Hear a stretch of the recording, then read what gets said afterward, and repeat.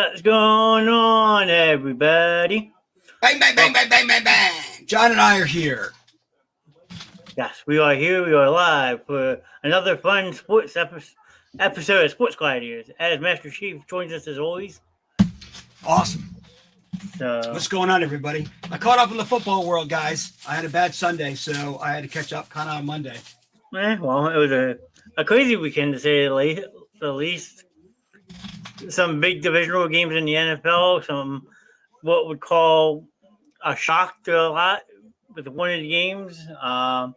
Eagles, unfortunately, played yesterday, but they played this past Thursday night while the Phillies were also busy in the World Series. So, I don't want to talk about the World Series. neither do I, but we have to acknowledge the fact that the Houston Astros won. So, I won't go into detail about it. I didn't watch Game 6, but I'm happy to see the Phillies do what they did. But in the end, like I said weeks ago, Houston was the better team, and they proved to be the better team. That's all I will say about that. I will say that this is Houston's first title. I do not count their 2017 title. A lot of people don't, so I could understand that you count this as the first title. But people always say a win is a win is a win, so I guess they have two titles. Yeah, and a lot of people's eyes and around MLB, out of MLB, 2017 will always have an asterisk next to it. So no matter which way you look at it. So You want me to go off camera? no, you're good. But also Thursday night you had the Philadelphia Eagles improved to 8-0 over what some would call a get-by game with the Houston Texans. I mean, by no means was it an easy game for Philly. They made the plays when they had to. I was telling people all day Friday they were exposed. Missing Jordan Davis in front of the defensive line is going to be a big loss for them, especially since he's supposed to miss the next couple weeks. So hopefully the D-line can step up and replace them. They elevated a defensive tackle called Melvin Wilson, who's just as big as Jordan, but his skill set's not as like Jordan Davis. So over time, we will see how that plays out for them. Definitely. Sorry, people. I have to eat. So I apologize for that. Well, if you're eating, you might as well tell us what you're eating. I'm eating a Wawa turkey bowl with turkey, mashed potatoes, and stuffing. Very nice. I have yet to have the Wawa gobbler this season. I walked up to my local produce market today and got a delicious hoagie for lunch, and I still have half of it for dinner. So at some point, I will eat that tonight or tomorrow for lunch. But the other big... No, go ahead, John. No, I was just going to say the other big game, I don't know if Mike knows about this one or not, but the New York Jets beat the Buffalo Bills this weekend. And some call the Buffalo Bills the best team in the NFL. Well, if I'm the Buffalo Bills, I am actually really concerned right now because now you only have a half-game lead in your division because you have two teams with the Jets and Dolphins both being 6-3, and the New England Patriots, are now 5-4. So the division as a whole has now tightened up, and if I'm Buffalo, I'm scared because my two losses have both been divisional games. This is true. When it comes down to tiebreakers, go ahead, John. No, when it just comes down to tiebreakers, Buffalo might want to watch your back. That's all I really can say is they have two losses within that division. Scary. It is scary, but Buffalo kind of lost it for themselves. The Jets really didn't. I don't know. I think most of the damage that they suffered in that game was self-inflicted. Yeah, and now they have to worry about Josh Allen because now he has a UCL injury. He's going to try to play through it, but it's on his throwing elbow, which could lead to some severe discomfort. So we'll see how that affects him throwing. No, I agree, they really don't have that much of a rushing game. So, and I just want to quick congratulations, people, to the people who bet the Eagles game. A lot of my friends picked the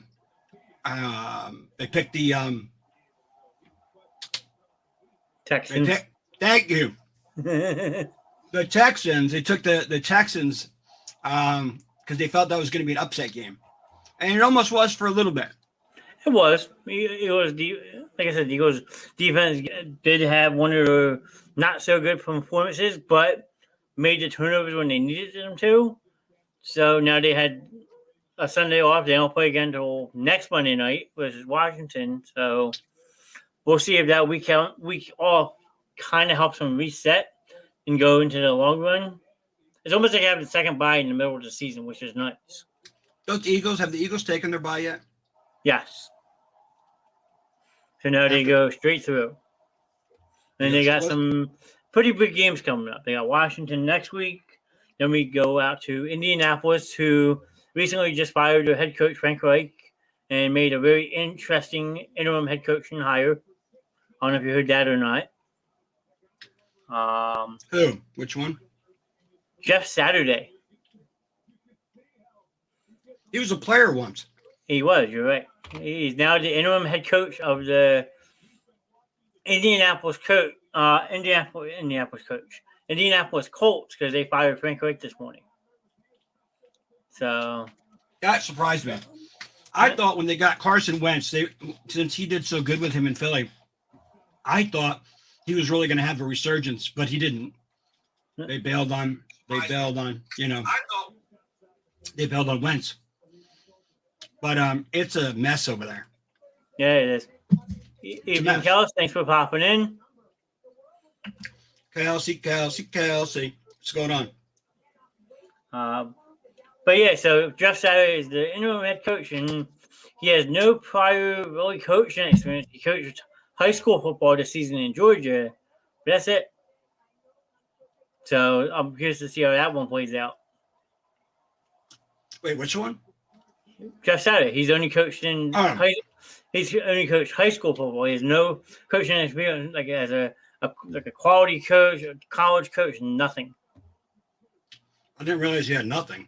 I thought he had some college experience. Not coaching. That's not good. Nope. All right, you want to say anything else about the Colts game? Nope. If you want to pick a game, you can. Feel free. I'm going to pick the Browns-Bengals. I've been giving the Bengals fans a hard time because they were in the what John called a Super Bowl slump, along with the Rams. The Rams look horrible, but the Browns have so far to go. And if you didn't know, that game definitely made you realize the Browns are this far away from being a contending team. How you doing, Ron? Thanks for popping in. Your buddy Ron, love when you stop in, Ron. Love it. Thank you. And you're talking about the Bengals-Browns game that was played last Monday night while we were on our show. So it was. Oh, that's right. It was. Yeah. So the Bengals played the Panthers this week, and the Browns had the week off. So, but no, I agree. The Browns had high aspirations going into the season. They make that bold trade to pick up Deshaun Watson, who wound up getting suspended half the season, and then they're just not performing like people thought they would. Well, they wouldn't have done much better if they kept Baker Mayfield, because he's having huge problems in Carolina. Yeah. So, well, Carolina as a whole is having a hard time. So, what? Who? Now, if you want to talk about the Panthers and the Bengals, they actually played each other yesterday, and the Bengals whooped their butt. Joe Mixon had a career high 5 touchdown game. 4 around, 1 receiving. Wait. Who'd they play? Cincinnati played Carolina. They beat them that bad? Yep. 42-21. That's right, Ron. He does start in week 13. And you know what the ironic, weird part about that is, Mike? That game will be in Houston. Oh, my God. Really? His first game as a member of the Cleveland Browns during the regular season will be a game versus the Houston Texans in Houston. That is just crazy. It's comical if you think about it. So, yep. So Ron knows. He agrees. He said, yep. So, yeah, but like the Bengals just thrashed and destroyed Carolina, who actually wound up pulling PJ Walker middle of the game. Baker came in, had 2 touchdown passes, but by that time the game was already over. You figure it was 35-0 at halftime. I agree with Ron. Oh yeah, absolutely. He absolutely made sure. Good point. Yeah, Good point, Ron. You need ratings, especially if it's a primetime game. So, Yes, you do. because if not, who else is going to watch the Cleveland Browns and the Houston Texans unless you live in those 2 cities? So I don't know. Does Houston have a huge fan base? They're up and down. I mean, I think they're more of a baseball city than a football season. But back in the day when you used to have the Houston Royals, different story. But Warren Moon. Warren Moon, Earl Campbell, Greg Jeffries back in the day. So when did Barry Sanders retire? I forget. Barry Sanders, I think, retired 98. I would have to look. Let me see. Hold on. Yeah, I understand what you're saying there, Ron. I do. So you had a bad betting day. Yeah. Let me see if I can find it for you. What year did... I thought you know off the top of your head. I was taking a guess. I said 98. Barry Sanders retired in 1999, so I was close. It was really cool when Emmitt Smith got his award in the Hall of Fame because he said, thanks to Barry Sanders, because he knows Barry Sanders would have set the record. Oh, Barry Sanders would have destroyed the record. I don't know why he never came back. A lot of players stopped playing because they lost fun in the game. This is true. I mean, they don't call the NFL the No Fun League for a reason. That's true, too. Listen, when I was watching some of these highlights, man, it was a bad ref day for some of these games. Good Lord. Oh, yeah, absolutely. A lot of people are criticizing the refs from the Rams Tampa Bay game. I heard there was a couple of missed calls in the Green Bay Detroit game. Well, the guy gets absolutely mugged. I forget which game it was. Absolutely hammered before the ball gets there. No call. Wow. That was ridiculous. Reminds me of the Saints game. Well, it's starting to make you think if these referees are actually betting on the games and not saying nothing. Is that what they say? Is that a... I don't know. Because some of the calls that they're missing are blatant, so you never know.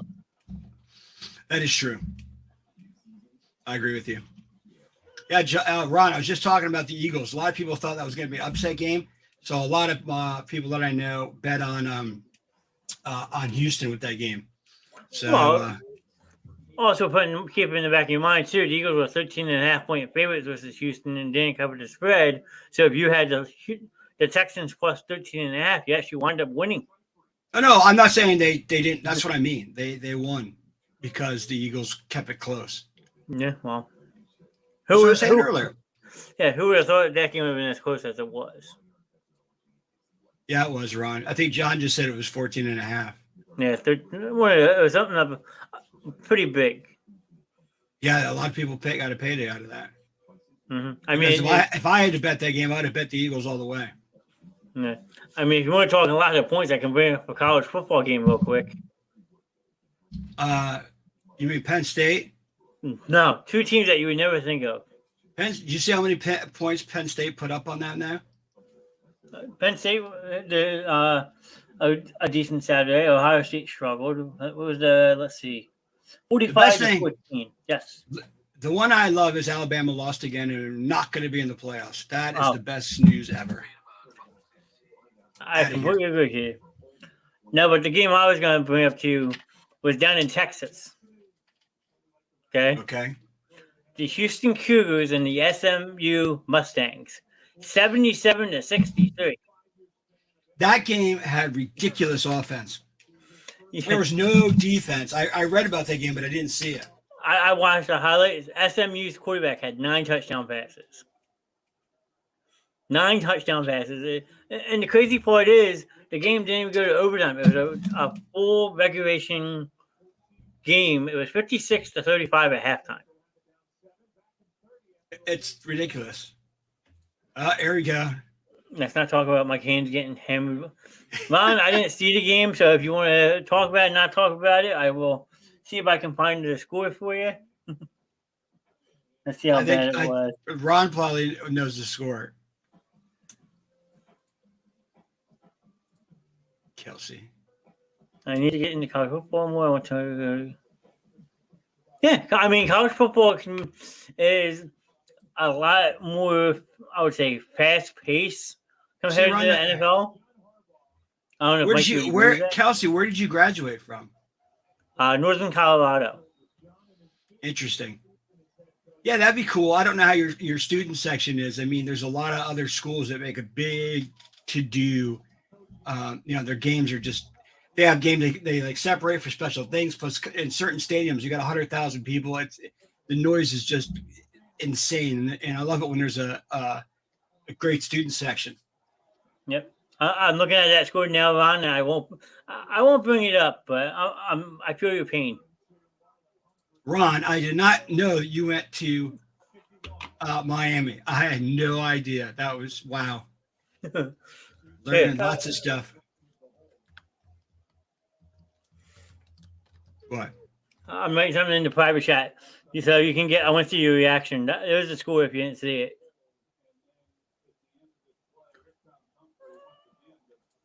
If you click in our chat, so. Holy cow! So now you can see why Ron's not that happy. Ron, that's awesome. I did not know that. That is an awesome fact that you went to the U.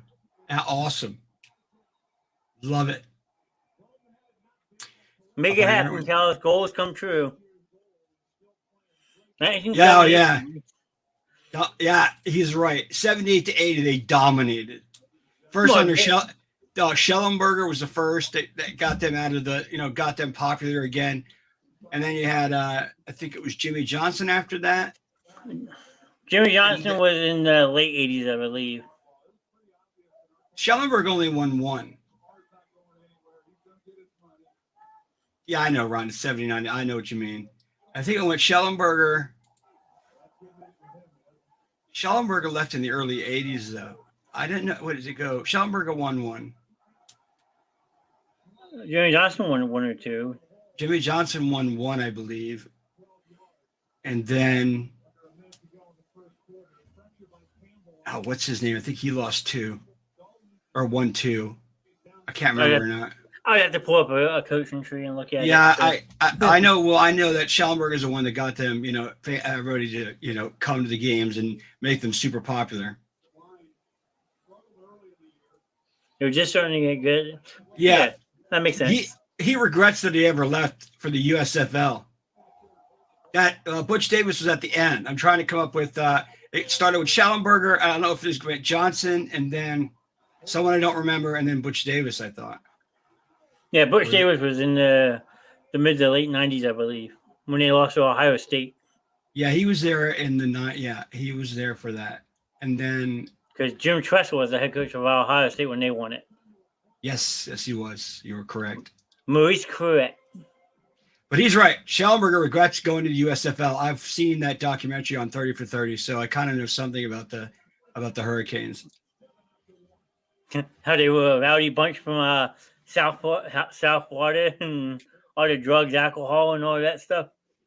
Well, Miami just dominated. I mean, they made it so the state of Florida, and they would and they got all the players there. They got everybody in state to play there, which was so smart. Yeah, I super smart. But there was actually a lot of upsets in the top 25 on Saturday. If you looked at it right, Mike. Oh yeah, there were a bunch.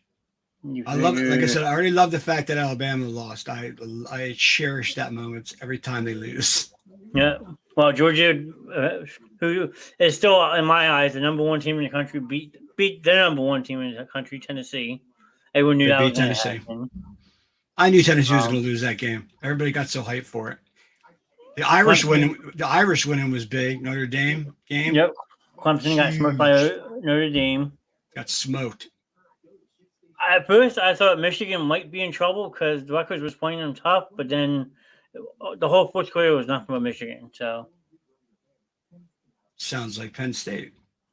Yep. There it is. Yeah, you're right. Dennis Erickson. So it went, that's the name I couldn't think of, Ron. So it went Schellenberger, Johnson, Erickson, Butch Davis, and then who's after Butch Davis? Shannon? Was it something Shannon? I can't remember. Yes, it was after Johnson. Okay, so it does. It goes Schellenberger, Jimmy Johnson, and then Erickson, and then Butch Davis.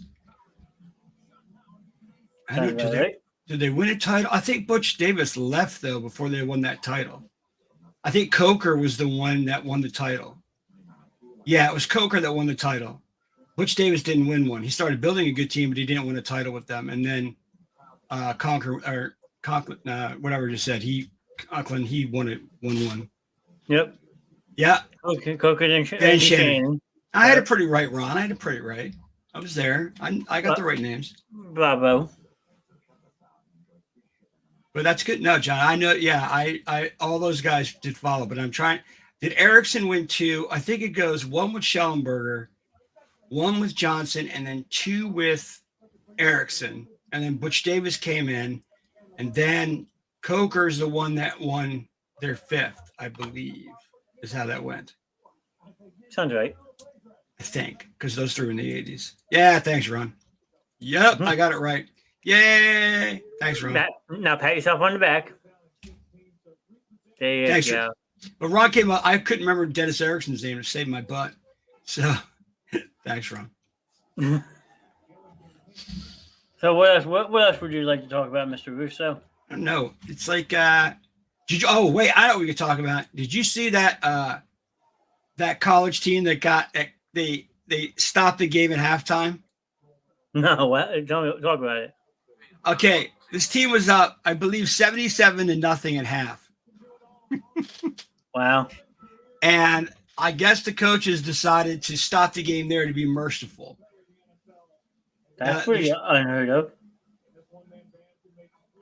Was it in college or was it something else? I think it's in college. I don't think it was high school. I think it was college. Yeah, I think it was 77 points at halftime. They decided to end the game, and people had mixed feelings. Do you stop a game on mercy, or is it a life lesson? Like I wrote on Facebook, is it a life lesson? And sometimes you lose big in life. So I don't know which way you go with that. And this is correct. The Rock was Jerome Brown's backup. Ron is correct. Rock never played in the NFL, though. I know Bill Goldberg did. No, Ron, he never. I mean, sorry, John. No, he never played. The Rock never played in the pros. But Bill Goldberg played for the Falcons for a season, right? I think just a season. I don't know how long he was there. I think just 1 year. You're right. Well, did you know about this one? That actually, here's a funny one for you. Brock Lesnar and Joe Ossie, a.k.a. Roman Reigns, were actually teammates for one preseason in Minnesota. Did you know that? I don't know if I knew that.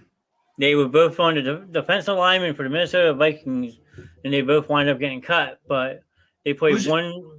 Oh, you're talking about. I understand. You're talking about. Yeah, you mean Brock Lesnar? Yeah, I heard you. Yeah. And Roman Reigns also played in the NFL for one preseason too. Went to the CFL. Okay. The more fun, crazy football league.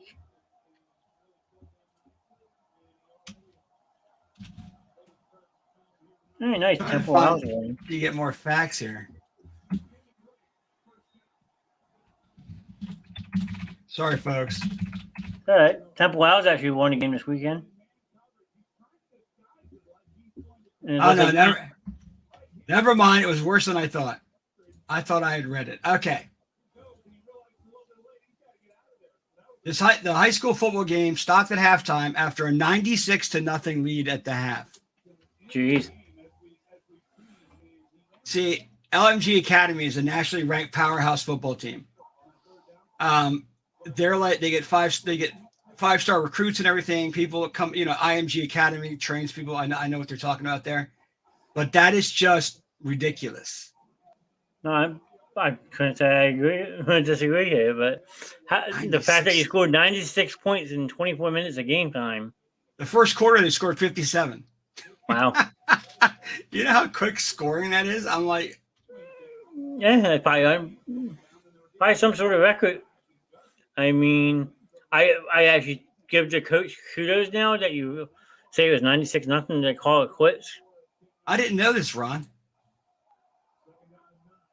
Well, it is possible, like you said, they're a very known wall academy, so a school like that probably was paid to go to the school rather than He's get their right. butt Yeah. kicked or not. But I didn't know this, though. I didn't know Baron Corbin played at Indianapolis. that one shocked me too. And wait, The Rock actually went to the Calgary Stampeders? He actually played for them, Ron? Man, we might have to have Ron Teskey on the show one Ron, day. I think we need you, Ron. You know more facts. I'm fired.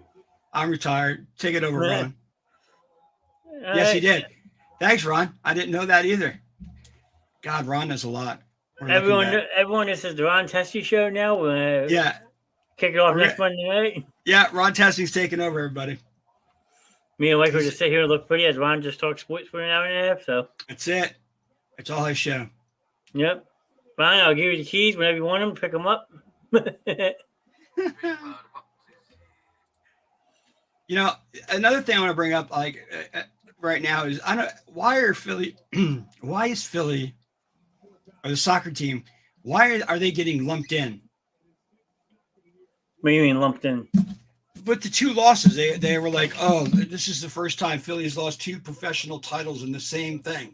Okay. And I'm like, soccer and that, I don't know. That doesn't, if it's soccer and basketball or something, not that. You know what I mean? Yeah, I mean, they're trying to just bash Philly, I guess you can look at it, because it is the first time it ever happened, but to what extent do you really look into it? Not much, but it is two major sports. It's a dumb stat, or it's a dumb comparison. Check it out. Ron will be on. Check this out. We can get Ron on Sunday. Yeah, Ron. Love to have you on here on camera, buddy. You are great. So, Ron's but no, the Union, the MLS Cup was actually a really good game. Union had the game won. They gave up a goal in the last minute and a half. Oh. Ugh. For the tie or for the loss? For the loss. Oh, I thought you said, okay. I was confused. LA scored first, then the Philadelphia Union came back, tied the game. It was back and forth. Then they went into extra time. That like you always get that like stoppage time. They gave them 7 minutes, no one scored. Then with the MLS Cup, they do what they call extra time, which is another half hour. So then the Union scored in that with about in the 26-minute mark. And then not even 2 minutes later, LA tied the game. And then the game went to penalty kicks, and the rest is history. But given the fact that LA had, count them, 1, 2, 3 international transfers on the roster, because LA has money, so they can do something like that. They have 3 players who are known in the English Premier League on the roster, including the guy that scored the game-winning goal and Gus Hale, whatever his name is.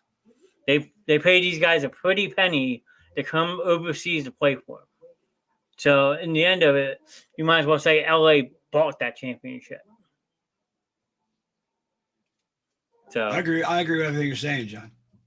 That's the weird part about the whole soccer, MLS, English Premier League, that if you have the allocation money, as they call it, you can buy these high-end players to your team.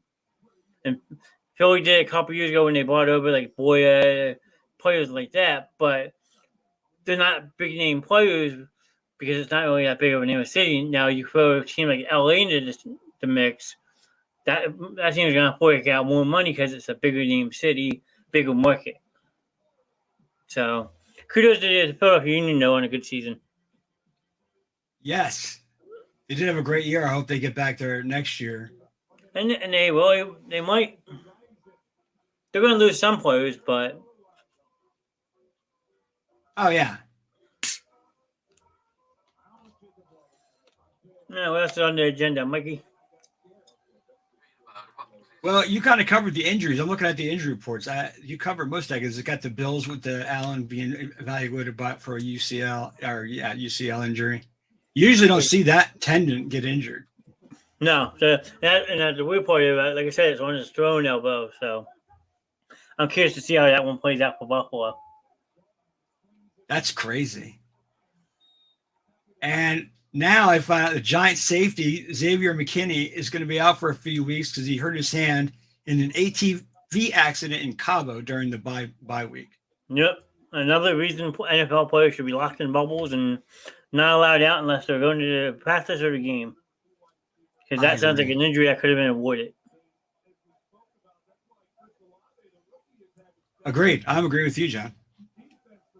Well, it's just stupid. And that's why these pro athletes should be held accountable and lose the money that they're making because they're doing stupid stuff like this when they don't need to be. Exactly. I agree with you. Oh, I didn't know that. I didn't read the whole report. I just said about John had said it is minor, but it's something they're evaluating, yes.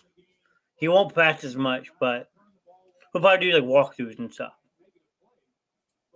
Yeah. I see what John's saying. Or Ron's saying.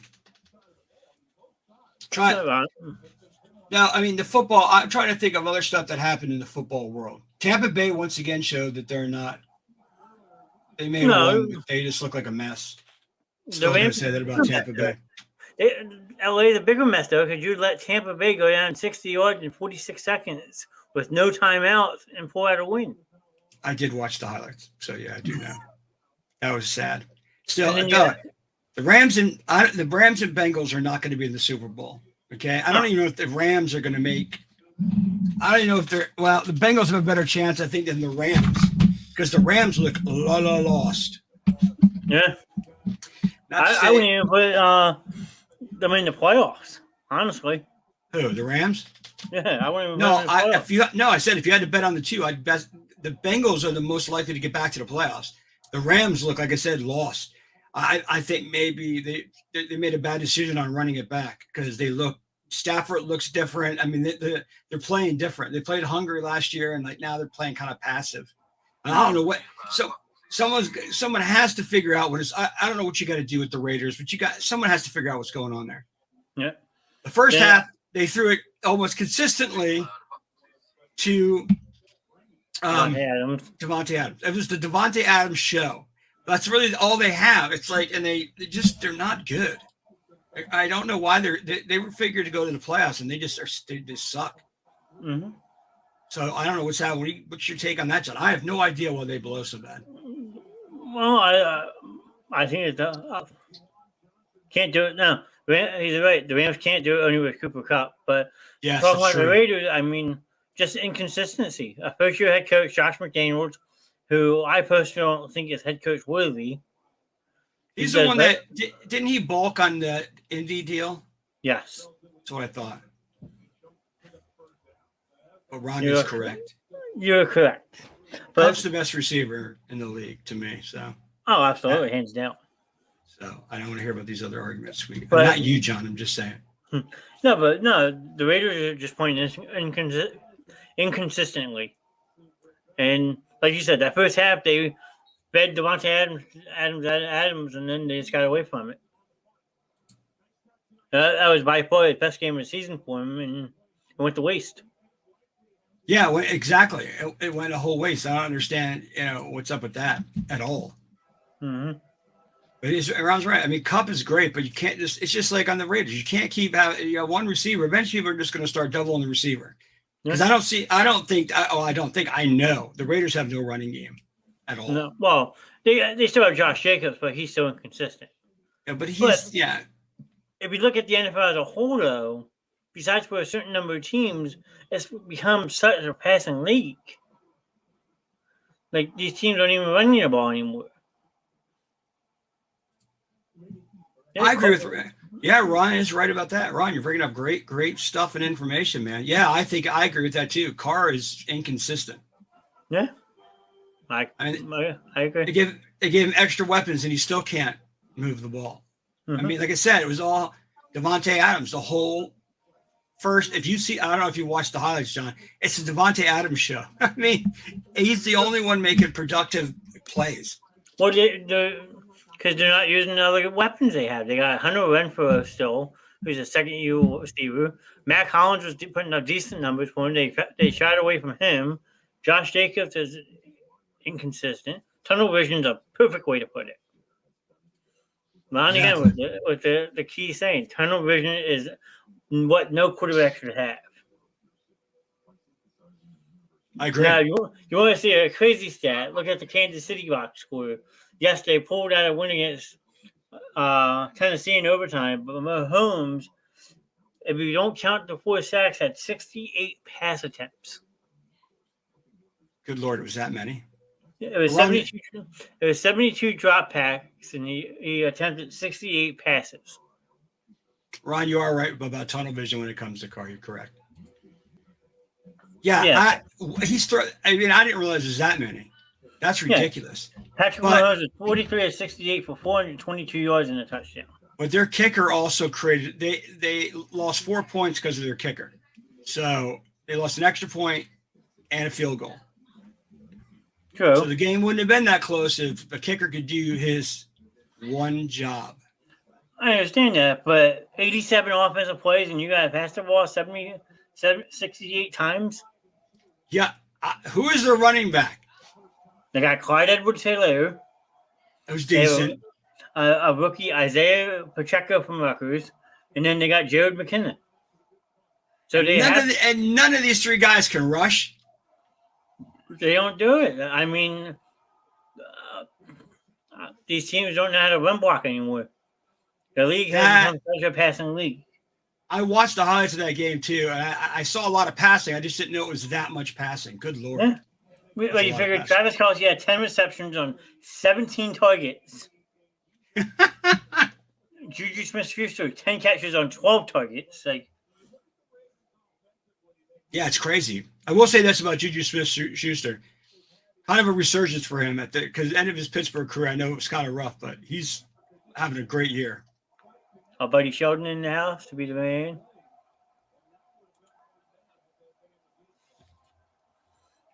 And yep, Dicker wins the game for the Chargers over the Falcons. Yes, Cameron Dicker. He actually won the game for the Eagles versus the Arizona Cardinals earlier this season. So now he got signed by the Chargers, and he won another game. So now people are calling him Mr. Clutch. Mr. Clutch. That is interesting. Yep, they beat the Falcons 20-17. Curtis, you better get on here. No Curtis, no Tyler, no Sam. Well, I know what Sam's doing now. He's excused. I probably can guess what Sam's doing tonight. If it's keeping his girlfriend company at work, yeah, you're right. Because his girlfriend's working overnight tonight and tomorrow night, so. Yeah, that's what I thought it was. Okay, cool. Says Curtis is watching, so we'll see who got your message. And yeah, hopefully. I like Curtis. He needs to get on here and start talking. I know. I'm surprised he's not talking about his Miami Dolphins and their big win in Chicago yesterday. Okay, first off, big win against Chicago. Really? I mean, yeah, I don't. Yeah, I don't. There's Curtis. I was gonna say, there you go. You asking, you shall receive. I don't know if you can call that a big win. I mean, the Bears aren't exactly their quarterback did pretty good in that game, but if that's all you can do with your team, you're not going to go. You're not even going to make the playoffs, let alone succeed in the playoffs. No, they're a one-dimensional team, but. The Chicago's quarterback did good. The guy that's in for Tannehill did good. Tannehill? Yeah. What, Malik Willis? Tannehill. You mean Tennessee's? Wait, what are we talking about again? I lost track. We're talking Miami, Chicago. Oh, sorry. Tua. I don't know why I thought that. What? You're talking Tua is the quarterback in Miami. Oh Justin Fields is the quarterback in Chicago. Now, he is right. Okay, where's it at? A win is a win. And I think that Miami's a better team, but Chicago should have never given them a run like they did. A run for their money. That game should have been a blowout. Okay, and you can thank Justin Fields for that because he had over 150 yards on the ground as well as 150 yards passing. He looked like Michael Vick. He did. In that game, he did. So you give that man some offensive weapons, Chicago could be a really scary team. It could be, but are they going to continue this thing of rebuilding? Are they officially in a rebuilding? I'm assuming they're halfway, or are they in full rebuild mode? I would say it would be hard to tell, considering they just gave up a second-round draft pick to get Chase Claypool.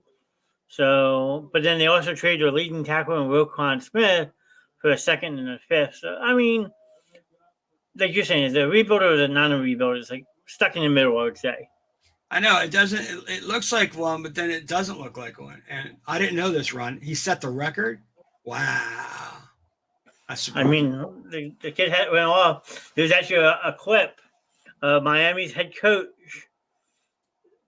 telling Justin Fields to stop it as he's running down the field. So Fields is definitely a track star, yes. And yes, they also traded Robert Quinn for the Eagles for a 4th-round pick. So rushing yards for a QB, I believe it. Yeah, I got it, Ron. Yeah, I didn't know that Fields set the record, so that's interesting. So yeah, it's for a QB. What's going on? What's going on? No, go ahead. He has speed. Speed kills. Speed does kill. So let everybody know that Baltimore's up 7-0 on the Saints. Just Lamar Jackson on cue, talking about mobile quarterbacks. But anyways, on the run. Now let me get over to Tennessee for a minute since I started talking about them like mid-sentence with the other thing. Tennessee, okay, is one-dimensional. Now, I don't know who's subbing in for Tannehill. I don't know that quarterback at all. Go, John. Malik Willis, rookie at Liberty University. He looks a lot more mobile. So that's his biggest thing. I don't know. Passing-wise, I don't know. Now, Tannehill's not benched. He's injured, right? Yes. When he comes back, what do you do? I mean, that guy can move the ball with his feet, and I get that, but it's all Derrick Henry again. You have to go back to Tannehill. Malik Willis is not ready for the NFL. Okay.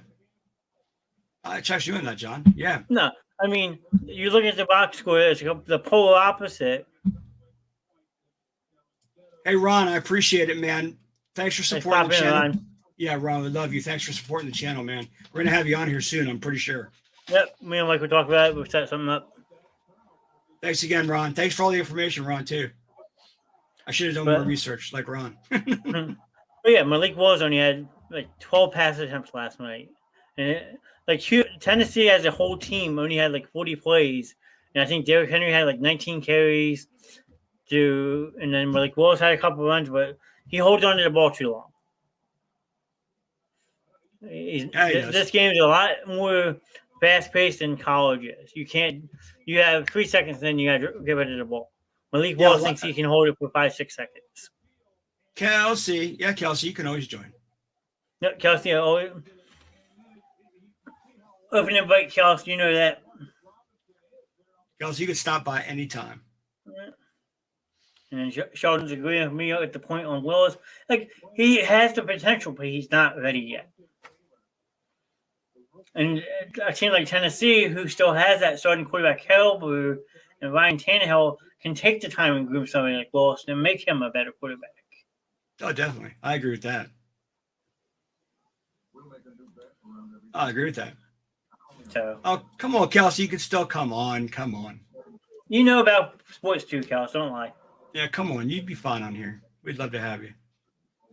Anyone can join. I can have 10 people up in this thing. Up in this mode. Yeah, it'd be cool. I like to have Ron on, definitely. Kelsey, you could be on. I'd love to talk to you. Curtis, you love talking to you too. Sheldon, I really don't know you, but welcome to the show. But you could be on too, Sheldon. I mean, we can get people in here, like John says. He is another Cowboys fan. I will tell you that, but Sheldon does know football as a whole. So. Oh my God! What is with all these Cowboy fans living in Jersey? He doesn't live in Jersey anymore. He used to, but not anymore. Oh, where do you? Does Sheldon? Do you live in Texas? Where's? He's from down south. I'll put it to you that way. Okay, that's cool. Yeah. Kelsey with the compliment. Woo! Well, I'm Beavis, he's Butthead, or Butthead and Beavis, I don't know what. Yes. The great Colonel. Sheldon, you're always welcome, buddy.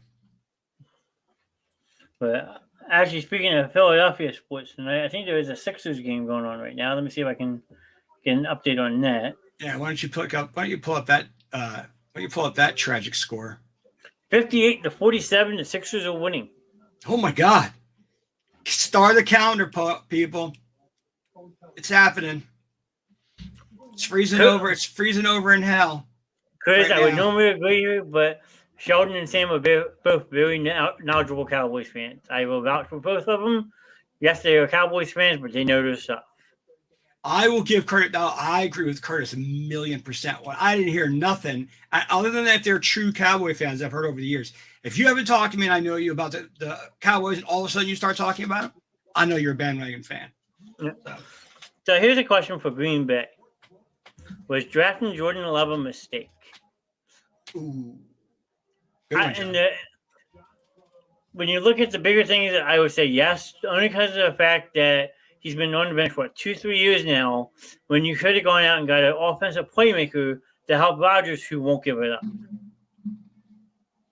So, so if you want to say drafting Jordan Love a mistake, it depends on how you look at it. How was that? I'm trying to get John to drink more. I'm good. I got mine. How do you headed that way? Sorry, guys, I do goofy shit. What would you say? Was drafting Jordan Love a mistake? Yes. Because now the biggest question is if Rodgers keeps coming back, like, what do you do with him? Yeah, I don't know. Rodgers is starting to. I love it. Okay, let me go back in time here. Right. Rodgers had a huge problem with Brett Favre making all these last-minute decisions in the offseason. Made a big deal out of it. Go back and look. Made a huge deal of it. And what's he doing now? The same thing. Good job, Aaron Rodgers. The thing that you trashed when you finally became the starter, you're doing it now. You're doing the same thing now. Okay. Yeah. I'm just saying that.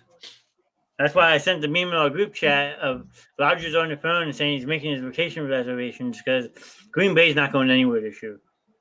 No, they look good for 3 games, and then that was it. Yeah, they started the season 3-1. And I will also say this: Devontae Adams coming back to the team still wouldn't have made. They might score a little bit more, still would have been a problem. Thanks, Sheldon. Thank you, Sheldon. Green Bay's a mess. No matter what way you look at it, if it's the coaching staff, if it's underachieving players, it's just a mess in Green Bay, and they need to fix it. They did. And they just lost their best pass rusher for the season. And something Gray, Deshaun Gray or something. He's like the number 1 pass rusher. Now he's done for the season. Yeah, they have. I mean, like I said, even if Devontae Adams was still there, I just don't see them racking up points right now. There's 0 because nobody else is producing. And didn't they have? Don't the Chiefs have his second best receiver from last year, Lazard or? No, Lazard's still their number 1 wide receiver. Oh, who left? There's another person that left other than Devontae Adams. Scantlin. Marquise Valdez Scantlin. Yes, he's on Kansas City. You're right. Yes. I can never remember names, but I got that kind of right. That's a good question, Sheldon. I don't see them. They're going to probably stand behind Rodgers, I want to say. I don't. I think it's more than just coaching, but honestly, Aaron needs to retire. I know people don't want to hear that. He needs to retire, and the coach probably does need to get replaced. That's probably what should happen. But they're probably going to, cater to Aaron Rodgers more than the coach. Man, just my guess. I'm going to give you 4 names, Mike, okay? Okay. So, Jordan Love was drafted the 26th overall pick in 2020, okay? I'm looking at it right now. You had 4 skilled players picked, basically, like you might as well say, right after him. Let me know if any of these players help Green Bay right now going forward, if the Green Bay Packers draft them instead of Jordan Love, okay? Okay. The 32nd overall pick, Kansas City drafts Clyde Edwards-Helaire, running back. That would be a huge help. Okay. Number 33 overall to the Cincinnati Bengals, wide receiver T. Higgins. Yeah, I would have assisted him. Okay. The 34th overall pick for the Indianapolis Colts, Michael Pittman Jr. Another stellar choice. And then number 35 overall, the Detroit Lions select DeAndre Swift, running back out of Georgia. All four of those players are impact players right off the bat. So instead, you take Jordan Love, a quarterback at 26, when you could have had any one of those four players on your board still. Yes, Frank Reich should have. I was surprised, but yeah, he needed to be fired. Sheldon, I agree with you there. He needed to go. He wanted Wentz. He got Wentz. Wentz choked. I thought he was going to do under Wentz. I mentioned this earlier in the broadcast. I thought that Wentz was going to be his answer. Then he got shipped off to Washington, and then that's it. I mean, all the stuff they've tried to do with quarterbacks, and I think that Frank. I'm glad. Yeah, I mean, I'm not glad, but I'm not surprised. Surprised, but yet not surprised that Frank Reich is gone, because I just really think that he's shot his shot his load there. I'll say. I don't think he can. I don't think he's as good at developing quarterbacks as people once thought. Let me try to find one more thing. So, here you go. Well, it's like the Eagles when they didn't take DK Metcalf. Or another bad decision. We're going way back. Are you kidding about Freddie Mitchell? Who takes Freddie Mitchell out of UCLA? Or was it USC? UCLA. I was right. Yeah, UCLA. He was garbage. He had one catch that was a lucky catch that bounced off another player. No. That you're talking about, okay. There's two lucky plays with Freddie Mitchell in his career. Oh, okay? the Green Bay one. Yes. The Green Bay Packers was 4th and 26. McNabb put that ball and a great placement for Freddie Mitchell to make the catch between two defenders. I will give him that. The lucky one, it was the same play. The year they made the Super Bowl, so 2004. It was a divisional game versus Minnesota. LJ Smith had the ball, got hit, the ball flies out right into Freddie Mitchell's hands. That's it. Okay, I forgot about the Packers one briefly until you started bringing up a second one. That's all he did, though. He's supposed to be so fast and all that, but he just never gelled. And I like to think, but yeah, don't forget to do the belt thing. But I don't know why he did that. I mean, it's like Aaron Rodgers did that all his career, but I don't know why he did that. Freddie Mitchell, Mr. Two-Play, bad pick.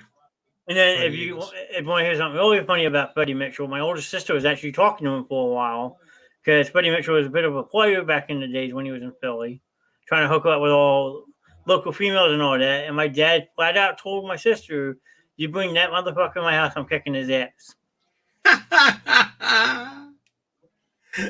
Let me do a positive note. My wife recently met Miles Sanders.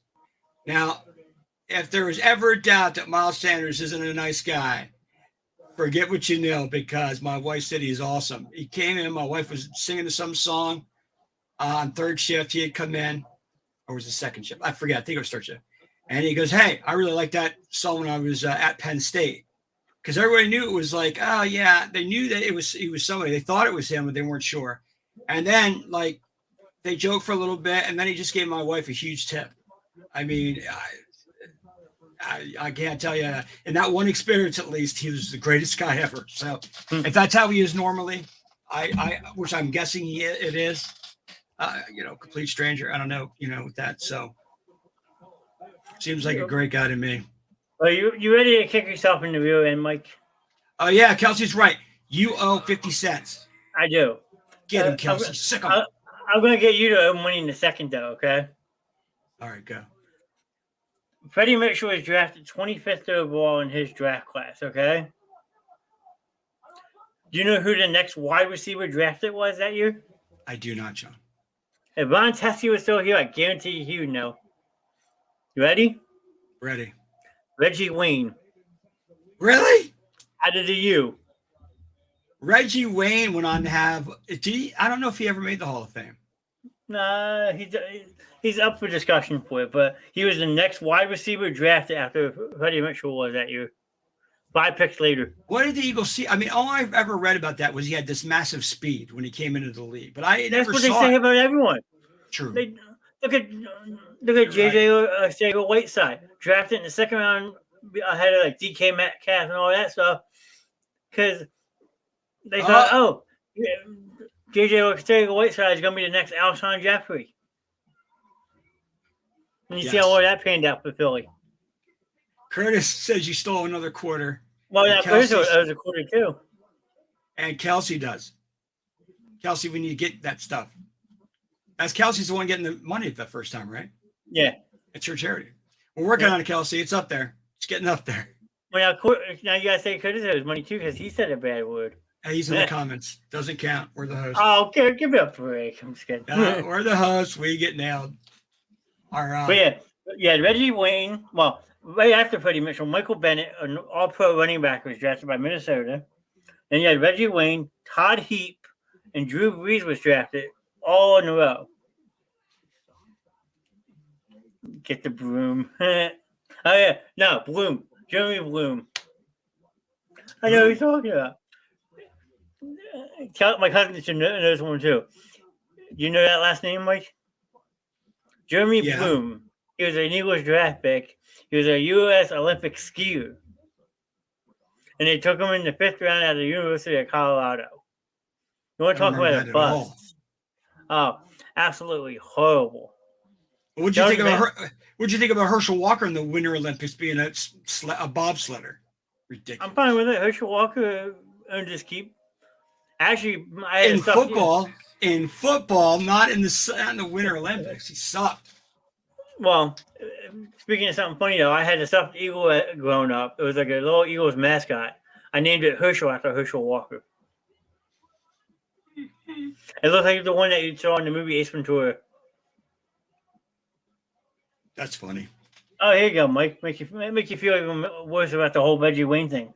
So, 2nd round, 36th overall pick that year for the Cincinnati Bengals, wide receiver at Oregon State, Chad Johnson. Ochocinco. Yep, drafted in the 2nd round that year. Juan Castillo gets a pass because he was a heck of an offensive line coach. It was a failed attempt to make him a defensive coordinator. I don't hold that against him. Juan Castillo is still, in my opinion, one of the best offensive coaches ever in NFL history. Yeah, but you love our defense. Do you guys like our defensive coordinator that left? What? Mr. Nine Wide. Oh, Jim Schwartz. Washboard. No, you're right. And this is just that defense. I don't give a crap. That 9 wide. It may work in college. It doesn't help players. Every player that's been in that scheme does not like that scheme. It's just it's garbage. That scheme is garbage.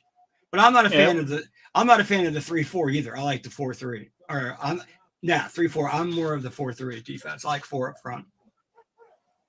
Yeah, I agree with Sean. Juan Castillo took the hit for Andy Reid. Absolutely. Yep. And then, if you honestly think about it, the Eagles had another young coach back in the day who they let walk away. And now he's actually a really successful, somewhat head coach, Sean McDermott. The Eagles had a coaching tree back in the day, and now they're trying to resprout it, but it's not the same as it used to be. I tell you, we have to get Pet Cemetery guys going in the horror. We're going to put Jim Johnson in there. He's going to come back stronger. He's going to be a little undead, but even with that, he'll be able to call a better game defensively right now. I love blitzes. I love the blitzes, no matter where they're coming from. And he disguised them more than anybody. I don't know how anybody doesn't replicate that defense. I understand things have changed, obviously, since he's been gone. And rest in peace. He was awesome. There's got to be a place for that kind of sacking and calling. I mean, I can't believe another defensive coordinator doesn't do that. Anybody else? Everybody drops back into the shell thing, or the Tampa 2. I'm like, yeah, well, because unfortunately, these quarterbacks have gotten a lot more mobile. There are a lot more quick release throwers. So if you're gonna blitz, you gotta make sure you get home. If not, you're toast. But the Eagles do. No other team I've ever seen do it. The Eagles with him used to have the all-out blitz where everybody was coming. I used to love that. I used to love that because most of the time they got to the quarterback, but sometimes you got burned on that. Because you're sending everybody. But I mean, you still do see some teams sending cornerbacks on blitzes. They still get home. It's not like that. I'm saying it's rare. Like you never knew where the blitz was coming from with Jim Johnson. And like I said, it's different now. Tampa 2 wasn't around when he was around. Okay. The wide 9, I'm just throwing it out there. It wasn't, is it what it was? He wasn't around for some of these newfangled defenses. I get it because of the stuff, but Tampa 2, the shell, all those things weren't around when he was. Now, would he be effective today? I want to believe that because, I love blitzes and he was extremely great defensive coordinator. So I want to believe that. But like John says, it is a different game today. So I don't know. But to me, he'd still be great, even if he was coaching today. I mean, I would agree, especially if he had some of the players that we have nowadays. Granted, some of our players have gotten a little bit older and have lost a step, but I think some of it would still work. But now everyone's... Jim Johnson really didn't rotate players, though. No. he kind of let everybody in there all the time. Yeah, so, that's the biggest thing nowadays compared to what it was nowadays. Now you're seeing a lot of more formational football. So defense, but offense is figured out. Like the Tampa 2 was devastating when it first came out, not so devastating anymore. The wide 9 took people by surprise for like half a season, and then they figured out that. I mean, the shell. Now the shells. I watched. The reason I know that's the shells because the Eagles destroyed it with the Vikings, and I looked it up, and the shell is another. It's going to be beat eventually, and you can't pick it apart underneath. So, yeah. Now a lot of the teams are actually using a defense that the New York Giants came out with back when they beat the Patriots in the Super Bowl. It actually helped the Eagles win the Super Bowl. It's called the NASCAR defense. I don't know if you've seen that or not. So basically, the Eagles have been running a lot of it this year. It's like basically I'm trying to count in my head real quick. A 5-2-4. So basically, you have 5 defensive linemen, 2 linebackers, and then 4 in the secondary. You're lining basically 3 defensive tackles up at the nose position, the 2 tackles, and then you have your pass rushers on the outside as defensive ends. So they're calling it the NASCAR defense to get teams to come on and crash in the middle now. Well, yeah, you don't see as many A-gap blitzes anymore. I think you know what that is, John, right? The A-gap blitz. So 2 people coming through the same hole, if everybody doesn't know. Through the same hole in the line. Try to punch through. Big lover of that was the guy that coached the Jets. Bill Parcells? He was better than the other brother. The other brother thought he was a defensive coordinator. But what is his name? That's Ryan? There you go. Rex is the better one, right? Yeah. I think so. Yeah, Rex was head coach. He liked to run that double-A stunt, all those other blitzes like that. Look who he had on the Jets back then. What? Sean Ellis. Really? Yeah, the big beefy defensive tackle, Sean Ellis, yeah. Oh, that's right. I forgot all about that, John. And then now the Eagles had that going this year with Jordan Davis before he got hurt. Jordan Davis is a big boy. He is big. So you plug him right in the middle, and that's why you stop being able to stop that rush. He's not out for the season, is he? No, he's coming back. He'll be back. Okay. The Eagles have stayed relatively healthy, knocking on every wood in my room here. Yep. Which is good, and that's the reason why. I mean, there's been no serious injuries except to our defensive player, but he'll be back. Will be back. Yes, he will. Well, the defense did pretty good. Are you saying, John, that we would give up less than we would have if he was playing? Yes, wholeheartedly. Okay. I just wanted to see if he would have been more impactful, if we would have been more impactful with him. Yes. Because our shutdown secondary didn't really shut down people. Like you said, they had a bad game. Secondary is pretty much a great secondary. But yep. Secondary, 8-0, though. 8-0. We are 8-0. And I will say this, though. The secondary the problem with the secondary is the longer you can't, if you don't get rid of, all right, the quarterback doesn't get rid of the ball, you can have is sitting in the pocket forever. You can't defend them forever. I mean, seriously. So your secondary is also dependent on your pass rush. To me, I mean, I'm just stating facts. You know what I mean? If you don't get any pressure on the quarterback, then you have to your second if you get rid, your secondary is going to have to jump routes and stuff like that. I'm just saying it's easier when there's pressure. That's all I'm saying. Cool. I'm basically stating the obvious, folks. That's all right. Guys, I've seen teams that have great secondaries that get picked apart because they have no pressure. Yeah, I mean, those guys will eventually get free. I mean, Yeah, because especially nowadays, since they call every little ticky-tack call. Oh, God, there's some horrible calls this weekend. So. Who's correct? I think what we're talking about is correct. That's a pretty bold correct, too. So I guess he's agreeing with everything we're saying. So.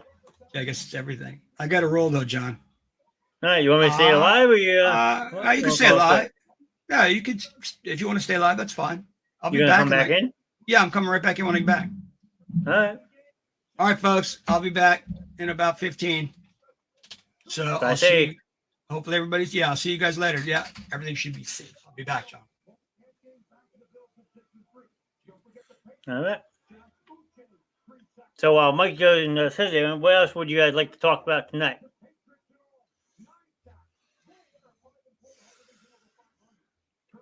$15 minutes, yes.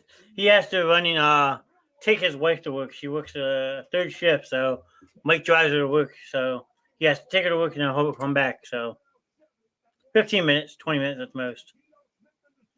Talk about. All right, you want to talk about the Bills? What on your mind about the Buffalo Bills? That they got exposed by the New York Jets yesterday. That they are now in big trouble because the division, everyone's above 500 and they have 2 divisional losses. I mean, there's a lot to talk about Buffalo.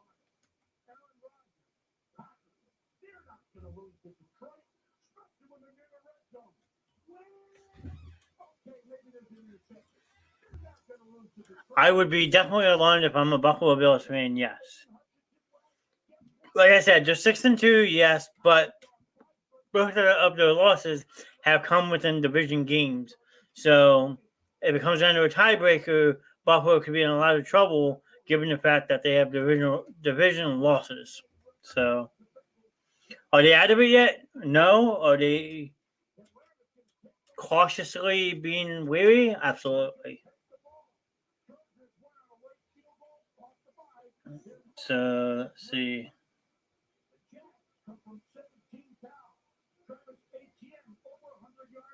Sixers are winning currently against Phoenix 71-65.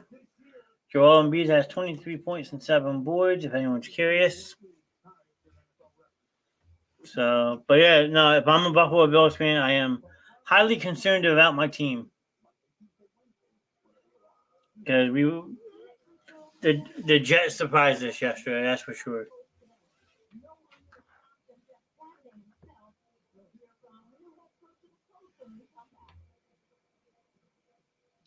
Green Bay, in my opinion, is done. I mean, I'll just flip. You can't flip it, obviously, but hold up the season, call it quits, and start looking in the future. Y'all losing in the Lions is devastating in a way. I mean, Aaron Rodgers came out and basically said that you can't lose to a team like this. I mean, is that a shot at the Lions? Maybe.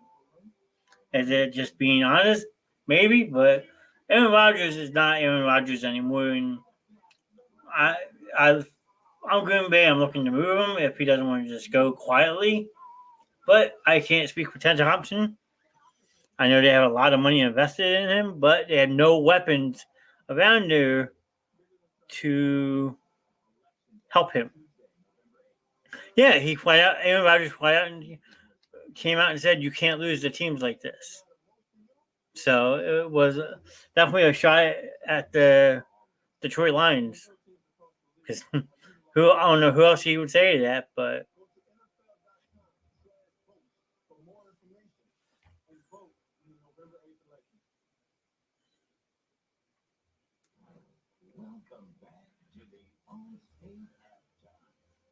then you had Minnesota beating no weapons and drafted love. Yeah, absolutely. Like they didn't use their assets the right way. I mean, they could have done better, but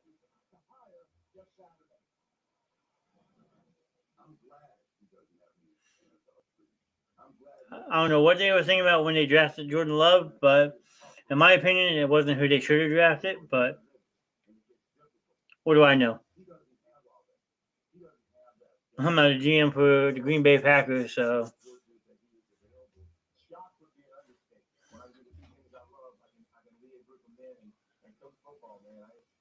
If you're just tuning in, Mike Russo will be back. He had to run somewhere, but he will be back with us shortly. If anyone else in the chat wants to say hi, we got my buddy Sheldon in here. My cousin Kelsey's probably looking. So.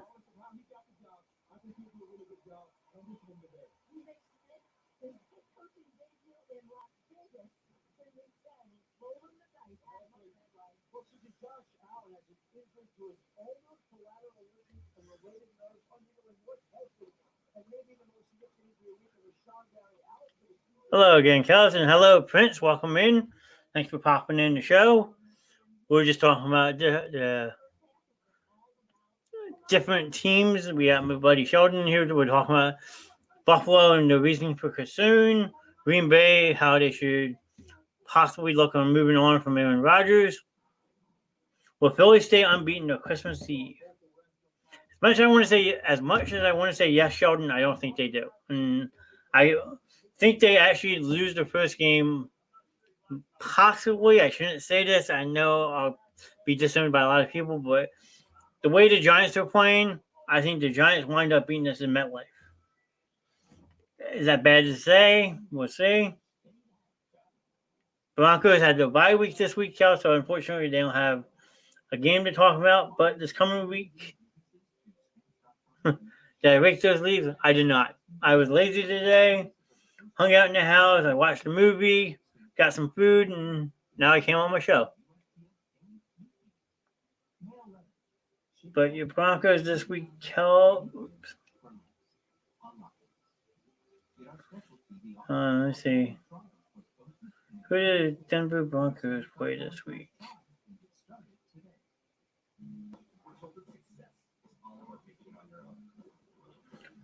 Ooh, Cal, your Denver Broncos this week played the Tennessee Titans. It should be a good game. So, but yeah, Sheldon, to answer your question, as much as I want to see the Eagles go undefeated, I really don't want to see them go undefeated because if the one game they lose winds up being the Super Bowl, I'm going to be pretty angry. So, but we have Washington coming to Philly on Monday night next week. Then we go out to Indianapolis. Then we have the Green Bay Packers. Tennessee's another tough game for Philly, as they have a really good running game, as we see. Then we go to 3 straight on the road games versus the Giants, Bears, and Cowboys. So, Andrew, no need to be sorry. I'm glad you popped in. Mike will be back in a couple minutes. So if you want to stick around and say hi to Mike, you're more than welcome to. But appreciate you hopping in the show.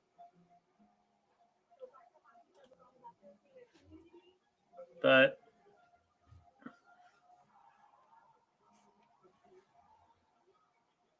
I do not want to see the Eagles go undefeated as much as everybody else in Philadelphia does. I do not want it. I don't like the pressure.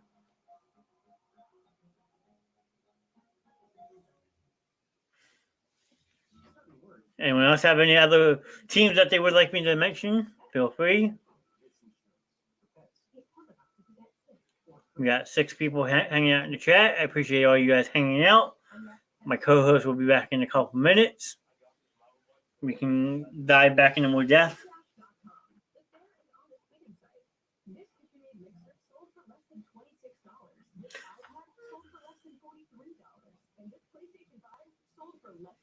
I should be able to stick around. I have a point question at my place as a safe place. So, well, hello to Andrew's friend. You're safe in this place as well. We're all family in this show. So,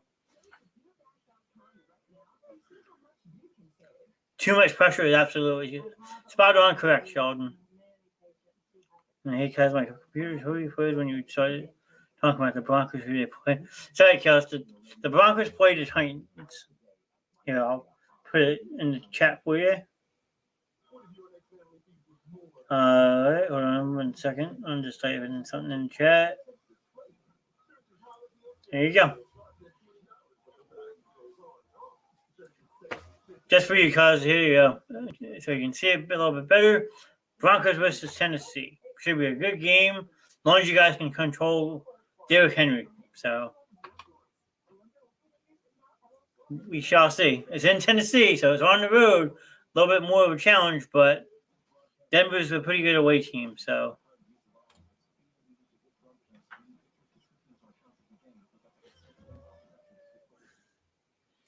I mean, if I had a secondary phone, Wentz already lost. Wentz is done in Washington. Yes, uh, Washington needs to see what they have going forward with Tyler Heineke and Sam Howell, who is a rookie draft pick this year out of North Carolina.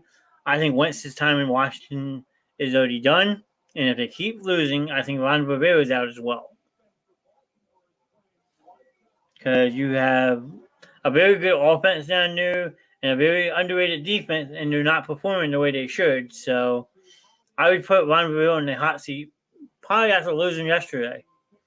I mean, they gave Minnesota a good run for their money, but ultimately lost the game. So if I'm Ron Rivera, my seat's getting kind of warm. Wentz will not be out of the league. He will latch on somewhere, either as a free agent, he'll be a backup somewhere. But no, Wentz will stay in the NFL, but I think his days as a starting quarterback have unfortunately closed, unless he can land in like an ideal situation. But where that winds up being, I don't know. Because a lot of teams have started drafting for the future. So, I mean, Cam Newton, I mean, he's still a free agent. I don't think he comes back as a starter neither, unfortunately.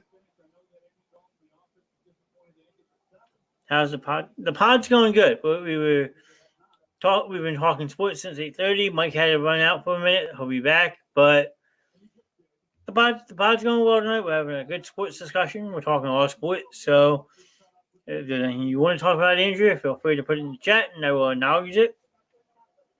But no, Sheldon, to answer your point, Cam Newton, I think, is done in the NFL. Do you think he has a shot? Do you think he has a shot? Yes, I do. Unfortunately, I think Cam Newton has seen better days.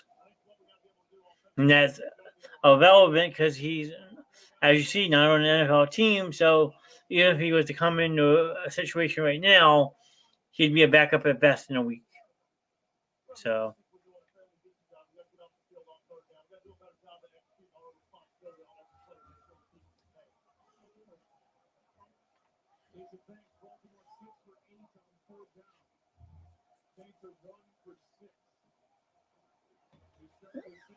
update on the Monday night game. Baltimore is winning 14-3.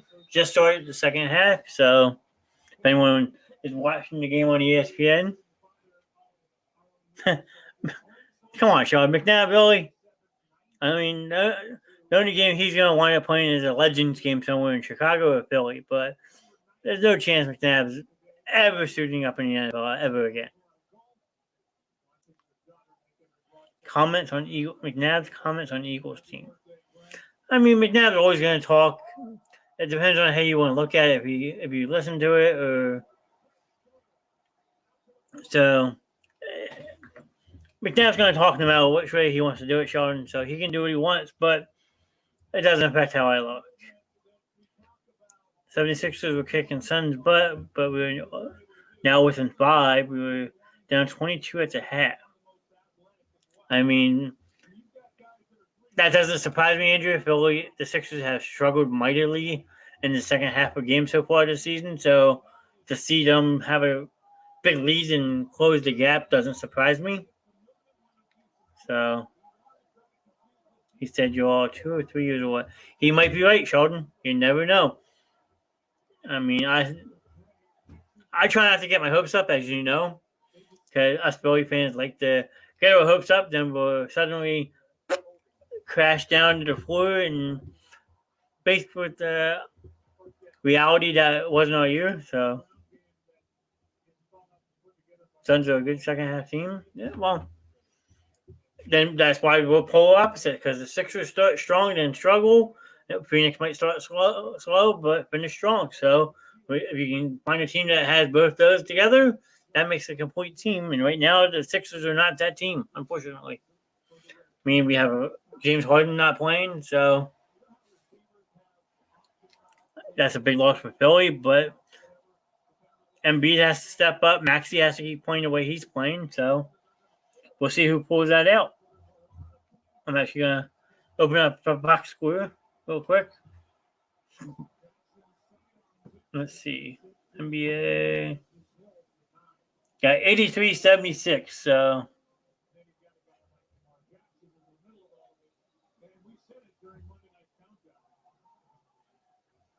but yeah, I see what you're saying by being down to halftime, Andrew. So well, the Sixers also put 33 up in the first quarter. So again, Sixers started strong and Suns bounced back. So we'll see how the rest of that game plays out. Because Devin Booker, in my opinion, is one of the best guards in the league. So it doesn't surprise me that he's 8-15 for 28 points. Yeah, what's that tell you?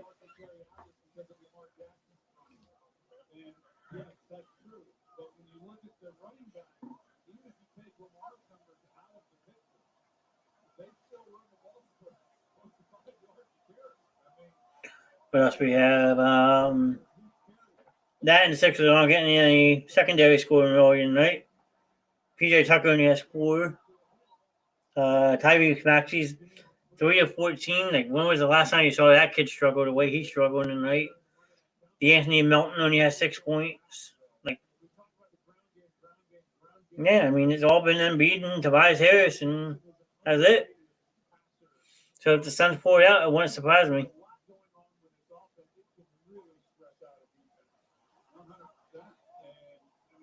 Anyone else have any other teams they want to talk about? Feel free.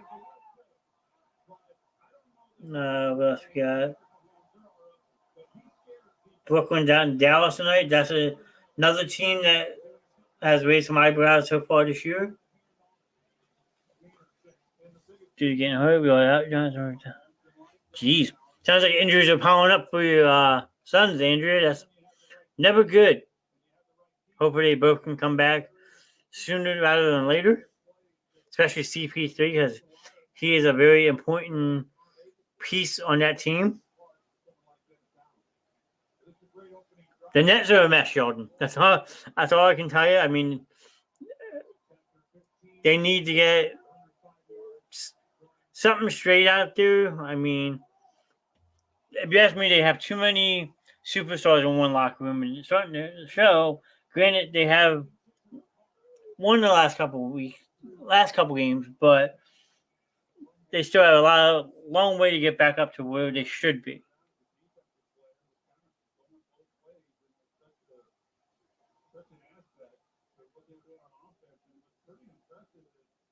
Because now Ben Simmons isn't even starting anymore.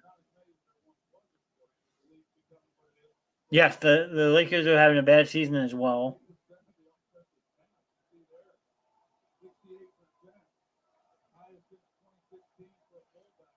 My buddy Sheldon probably voiced his opinion about the Lakers because he's a big Lakers fan. So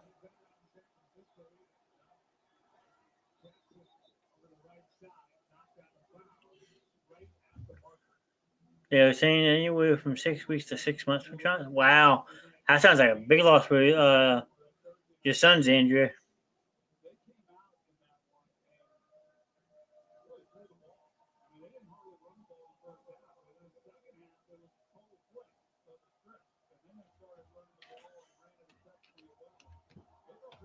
One of the teams that we have fans of, we have, like I said, how about let's look at some hockey for a minute, since we haven't really mentioned hockey at all. Let's see. Ooh, that does sound like a pretty rough injury. Just getting named a starter, and then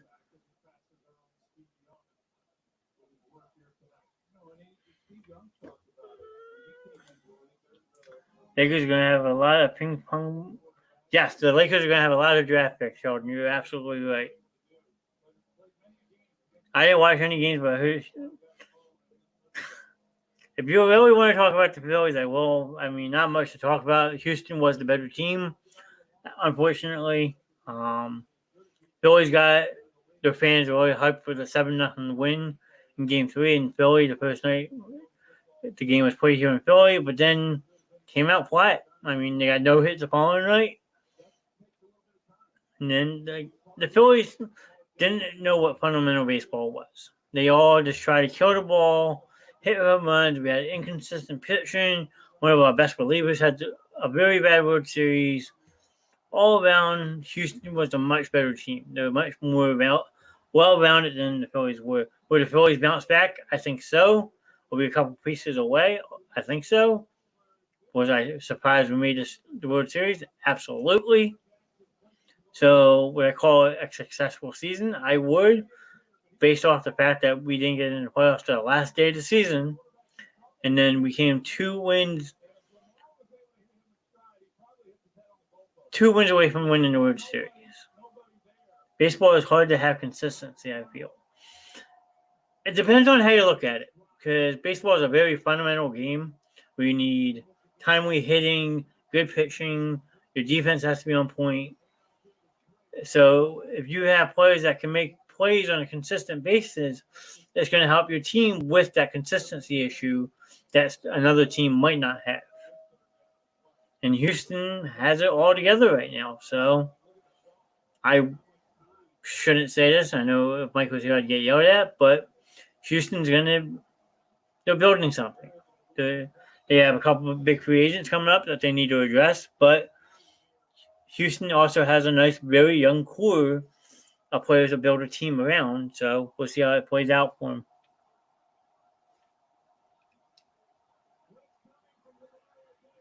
But hockey, let's see if I can.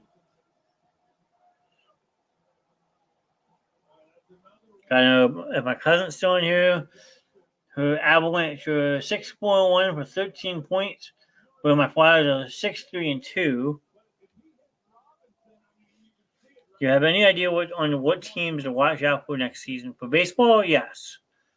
I'll tell you the Astros again, the Dodgers should be back, the Padres. If Phillies can get some starting pitching, they might be a team to watch out for. The Yankees always are a team to watch out for because they always spend a boatload of money. So yeah, the Blue Jays are a good young core. So it really all depends on who shows up and who wants to go out and spend the money to help their team get that much better. So it's a crapshoot really right now. So it's going to be a very interesting offseason, I will say that. So I'll put that comment in here so you can.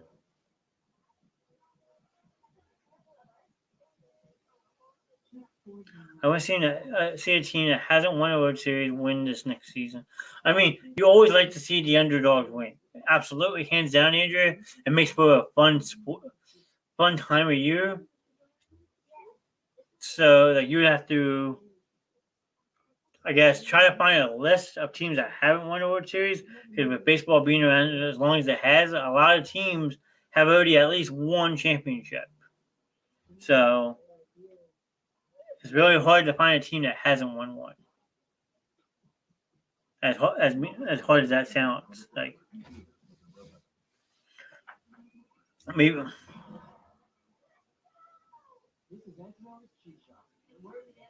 Counts. There's no reason to be sorry. I understand modern technology at its finest. So the Padres should definitely be a top 2 team next year, Andrew, hands down. It's going to be another Dodgers San Diego slugfest for the NL West. We'll see who comes on top. So we'll see.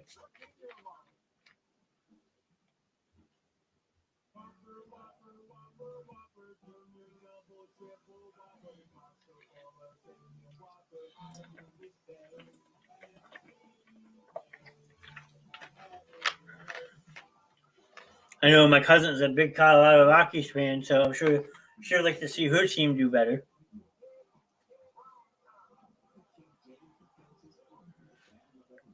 I mentioned hockey, but we don't. Unless you want to talk hockey, I can talk hockey. It's what you guys want to talk about. I like to have people interact with the show on stuff that they know as well. So,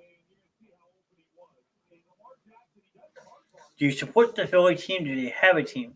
Yes, we have a Philadelphia team in Philly. It's called the Philadelphia Flyers, and they are an up and down team like every other team in Philadelphia. I'm actually wearing their shirt right now. So that's our logo, and the shirt I got a couple years ago at a game. It says unfinished business. So that is the Philadelphia hockey team right there. So the colors are the orange and black.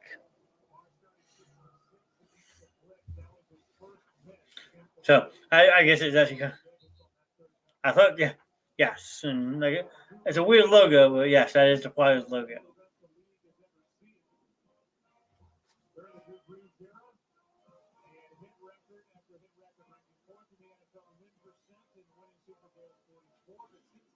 I like hockey, but hockey's a very tough game to follow unless you invest your time because hockey's probably one of the most, besides for football, the most sport that players change the most often. Great colors. I mean, orange and black is good colors. I mean, the Flyers have been around for a very long time. So, and then, believe it or not, it was actually my youth townships colors for playing football as a kid, the orange and black. We were the Maple Shade Tigers. I played township football for a lot of years. I wore orange and black even as a kid. So, glad you noticed. Yeah, I'll put my camera down a little bit. You can see it a little bit better. But now you can't see my head.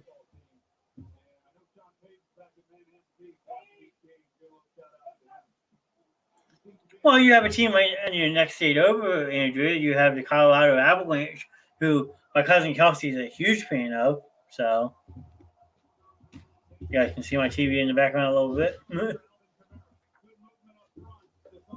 Sports always on the TV unless I'm watching a movie.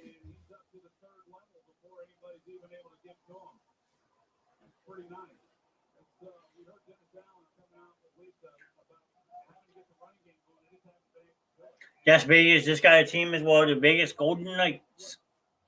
I actually walked up to the stadium. I have a inaugural yearbook from the year they came into the league. Seattle got a team, yes. Yep. See, you know about hockey, Andrea.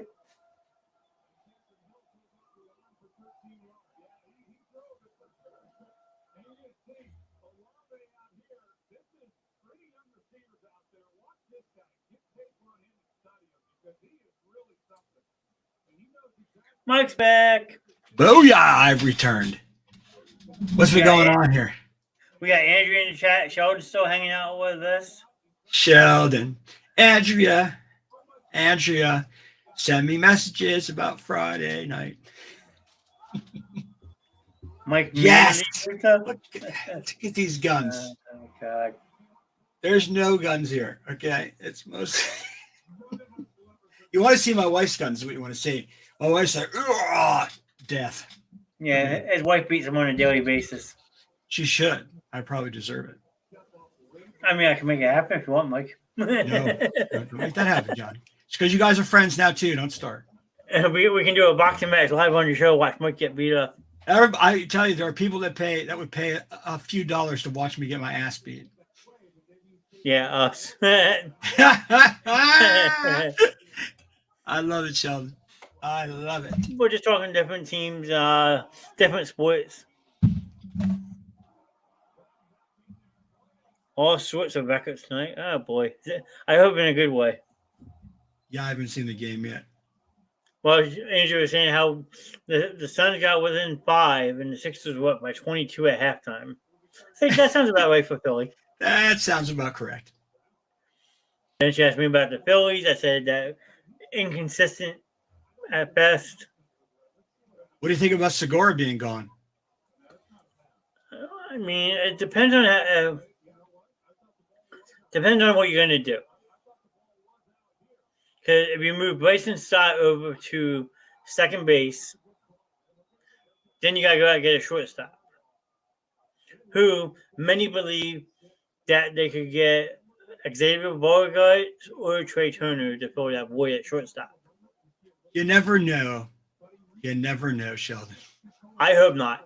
I want to say no. Superstar for many, many years to come, but you just never know with the fucking Sixers. Quarter. I agree with Mike. I say no way in hell. If they do, it'll be another dumb trade or another dumb move. Yeah, well, they were supposedly in talks with Kevin Durant, and they would have to give out like Maxey, Tobias Harris, and like 3 first-round picks. I said no way. I'll tell you something. How is Tobias Harris even in a good mood playing for the Sixers? They put him on the trade block every year. I'm surprised he doesn't go, I give up with you people, and just force a trade. You know what I mean? Seriously, every time there's a trade, he's going to be thrown into it. But yet I watch him, and he does pretty good. No, you don't blow the whole thing up, Sheldon. You have some good young core players on the Sixers. It's just you're losing the opportunity with Joel Embiid because you don't have that complete team. So, no, you don't blow the whole thing up, no. Even though we still had Simmons.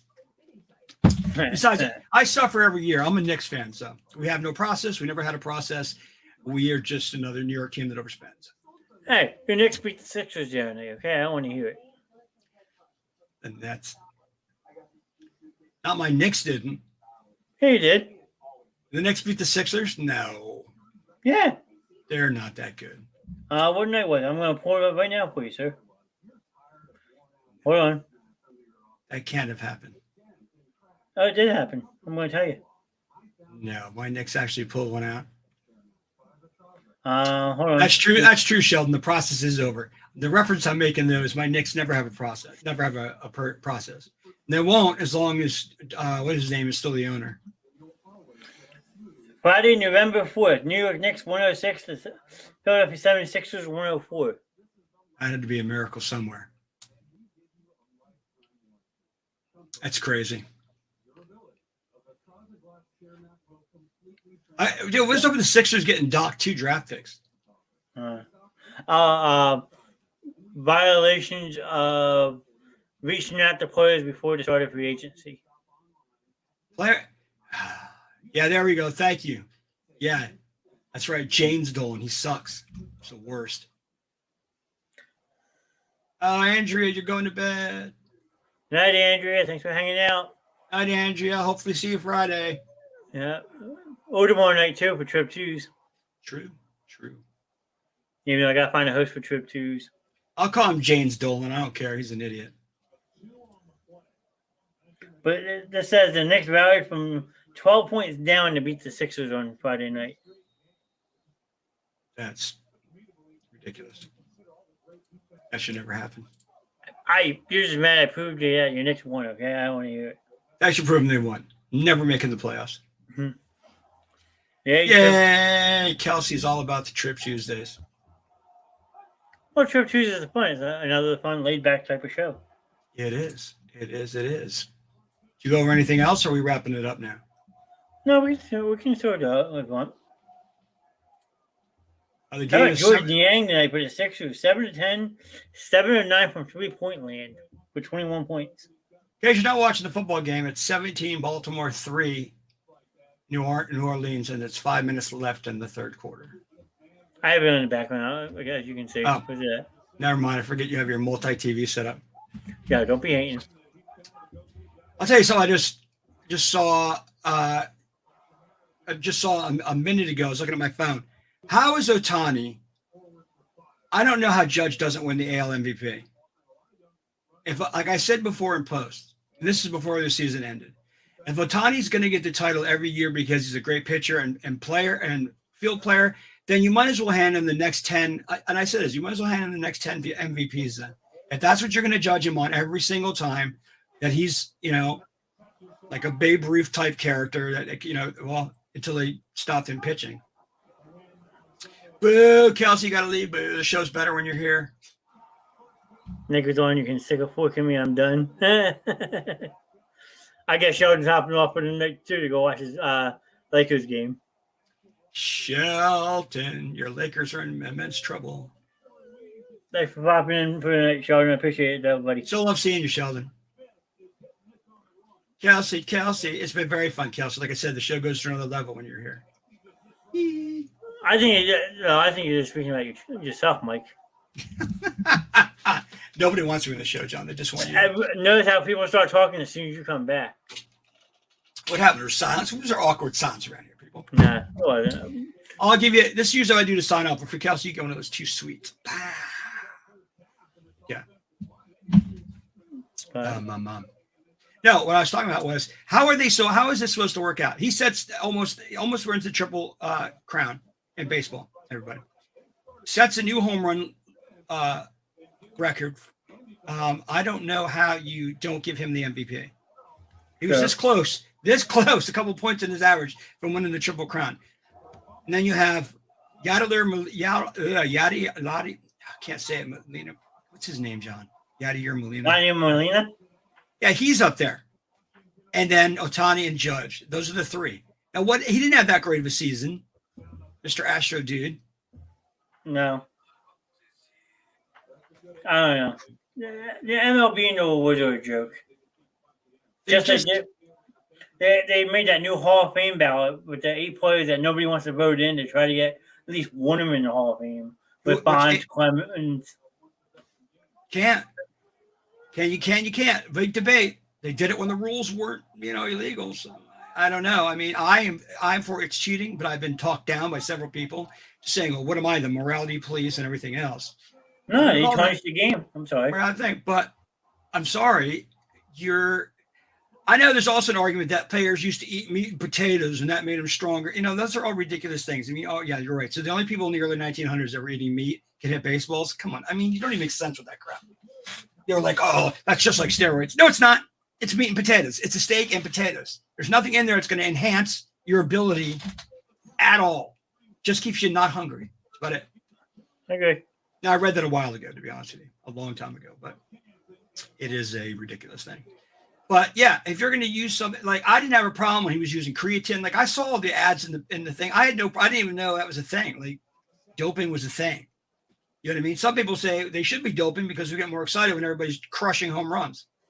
Yeah. I mean, yes, if it hadn't been for John and I think have talked about this in the previous show. If it hadn't been for the home run derby, the home run chase that year, baseball would be in a much worse shape than it is today. Okay. John, you and I didn't we talk about that, John? The Sosa McGuire thing saved the next season after the lockout the season before. Yep. I mean, attendance, people don't realize how bad. Attendance is bad now by less than 5%, okay? Which is, maybe a little bit higher. I don't know. But like back then, it was like 60%. Like, I don't know if that's a little too much, but it lost a lot of viewers. I mean, it was bad. Really bad, guys. Okay. So, I was watching funniest thing is, I was watching a Pittsburgh Steelers game? Yeah, my dad used to get season Pittsburgh because he worked in Erie and his boss had season tickets to Pittsburgh. We were there watching the game when he hit. It was in September that we were watching the game. Whatever, and then he hit. And then McGuire had hit his 70th. Jeez. So we got to everybody cheer in the stadium because everybody was into that. Yeah.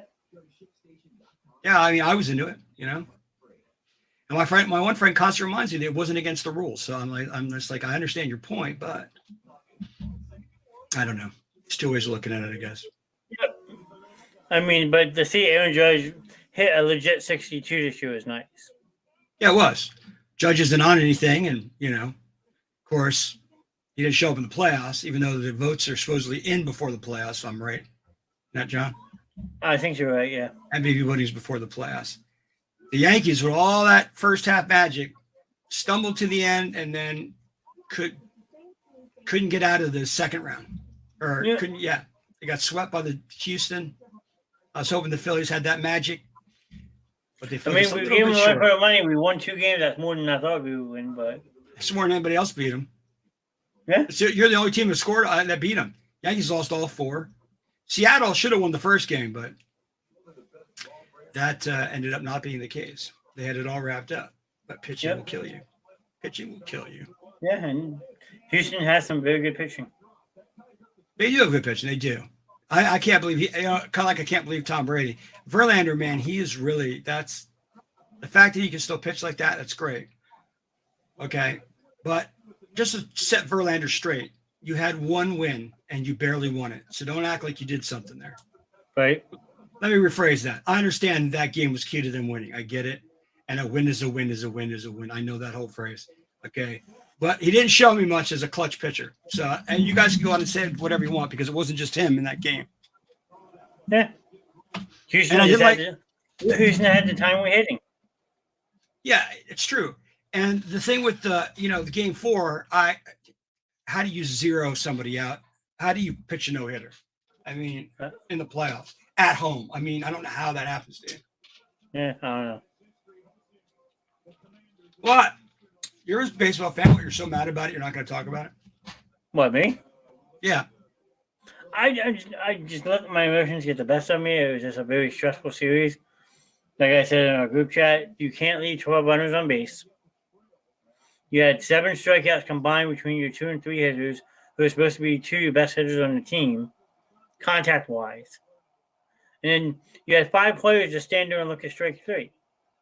When you're growing up as a kid, the number one rule in baseball is to protect the plate.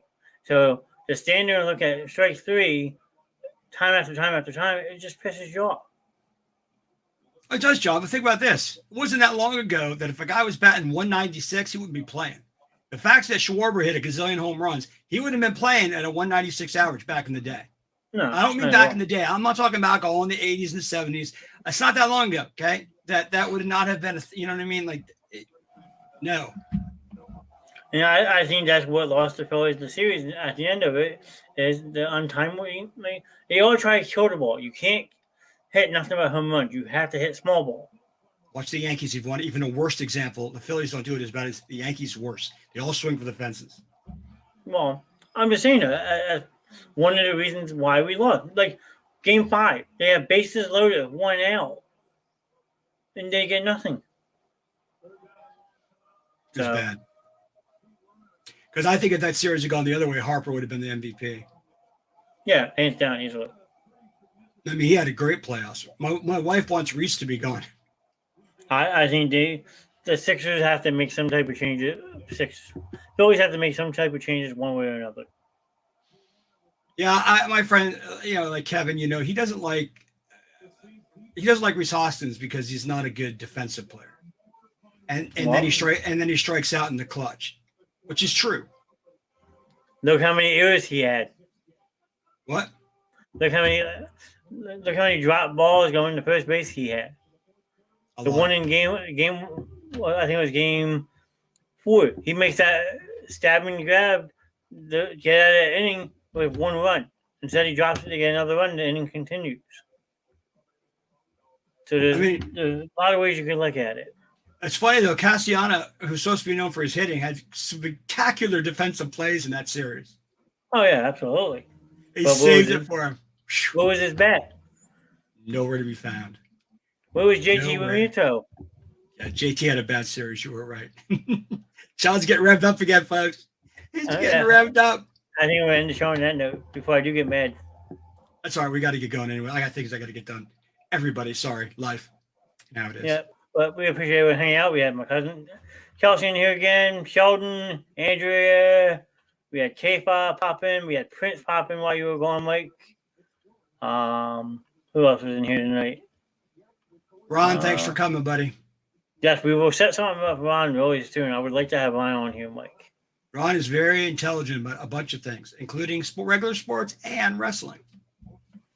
Oh, there you go. Both things. You can start your restaurant show that you always want to start.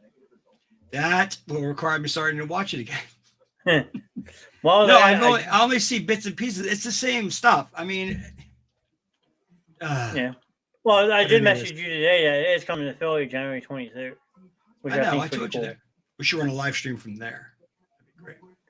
Hey, you said people. Let's make it. Get his press passes. We'll do a show in the stadium. I would love it. I should see if he's going or not. Anyways, okay, cool. But everybody keep telling everybody to stop in at the Gladiators on Monday nights, man. We're rocking it. We're getting bigger. Yeah, and then got Trip Tuesday tomorrow night for Trivia Tuesday. Friday night, I guess it's still up in the air a little bit for this week, Mike. Yes, it is. Okay, so I have not talked to Andrea about this weekend, so this Friday, I mean. So it all depends. John, unfortunately, can't be with us. But I could later on in the night. I have a dinner that would probably be around like 9:30. John will be on. Never mind. So, but we don't know what to talk about. We have Andrew's joining us, and her and Mike will do Star Wars night round 2. Yes, sir. And I'll just stand here and look pretty because I still have yet to watch any of the Star Wars movies. But for you. Also, I'm hoping to roll out my video game mania segment soon, where we talk nothing but video games, from the old Nintendo up to the current gen. I know there's a lot of people that pop in here that like video games, so I figured that'd be a fun one to do. Eventually, go ahead. If we're going to do a game, just know that I will not stream any of my gameplay because I don't want to do that. John wants to stream some Fortnite, or other people want to stream, so that's fine, but I am not streaming. No, it's not going to be a video game stream. It's going to be a video game discussion. So I will definitely be there then. We talk nothing about video games. I'm going to talk everything pre-85. Well, that's fine. You can start off with the Atari 2400 that came out, 1978? Oh, we're going back to my first console. We're going back to Pong, baby. Going all the way back. Well, that's the first one we were starting with when I do it. Pong is the thing. But other than that, any others? I also just want to do. I don't know if Mike would be interested in maybe popping up on here by himself one night.